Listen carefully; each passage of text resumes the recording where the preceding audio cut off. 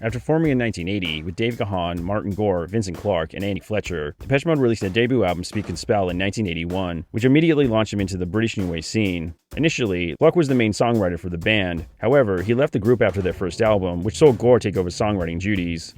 Gore eventually took the band's sound in a dramatically different direction. Additionally, the band sought to address more serious subject matters in their songs. In early 1990, they released their album Violator, which saw the band achieve international mainstream success, thanks largely to the album's first single, Personal Jesus. A big reason for the success of the song had to do with the iconic video clip, which was the first single by Depeche Mode to get significant airplay on MTV, but it wasn't without controversy.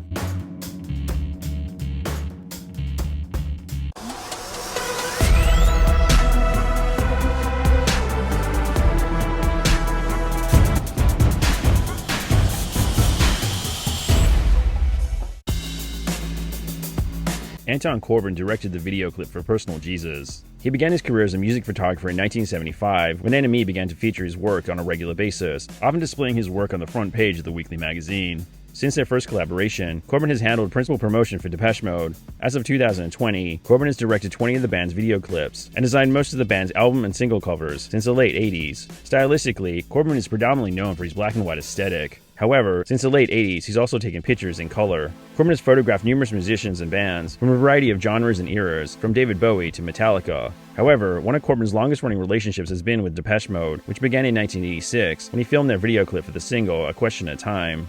Corbijn received significant attention and praise for his following video clips for Depeche Mode, but none received more scrutiny than Personal Jesus, which was Depeche Mode's 23rd UK single, released on the 29th of August 1989. It was released as a lead single for the seventh studio album, Violator, which was released 6 months after the Personal Jesus single. The song has since been acclaimed as one of the band's best songs and one of the greatest of the 80s, as it, impressively, managed to combine multiple genres from rock to blues to techno. Both the song and its video clip are notable for a number of reasons, most of which are controversial in nature.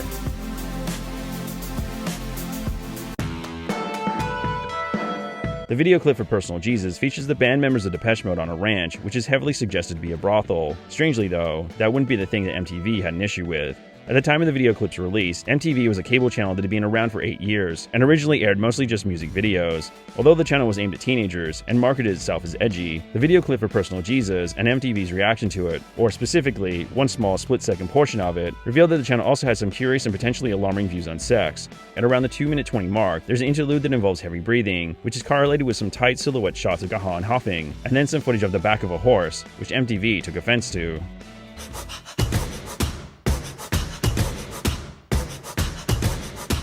The sequence was probably meaningless. However, in what was most likely a case of projection, someone at MTV thought the band were trying to promote something truly disturbing.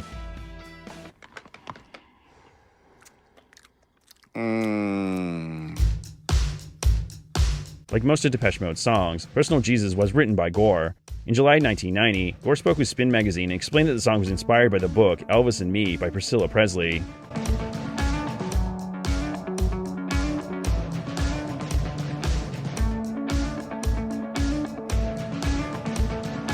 Despite the inspiration for the song, the video clip suggests a very different interpretation, as the song could easily be interpreted as criticism of televangelists. You're a very wealthy man. Yes. Yeah.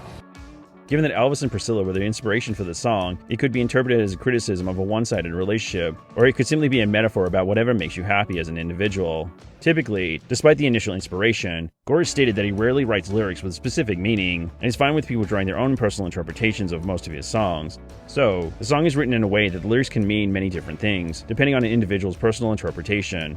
Ultimately, it's a song numerous artists have covered and used for their own personal reasons, and in doing so have changed the idea behind the original song. Since its release, the song has been covered by numerous artists, most notably by Marilyn Manson and Johnny Cash.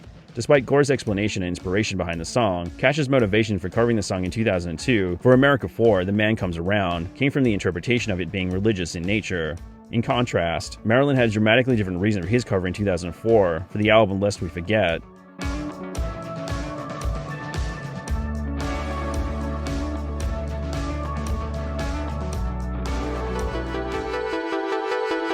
At the time of the controversy over the video clip, Personal Jesus was the band's first single to make the top 40 since 1984's People Are People, so MTV couldn't not play the song. As a result of the controversy, the potentially offensive section of the video clip was edited out and replaced with some other footage from the video. Ultimately, due to the lyrics, subject matter, and the imagery of the video clip, the song is open to a number of interpretations. One thing's for sure though, the song most definitely isn't about what MTV thought it was implying. In May 2001, Gore spoke with Uncut magazine, during which he summed up the absurdity of the whole situation.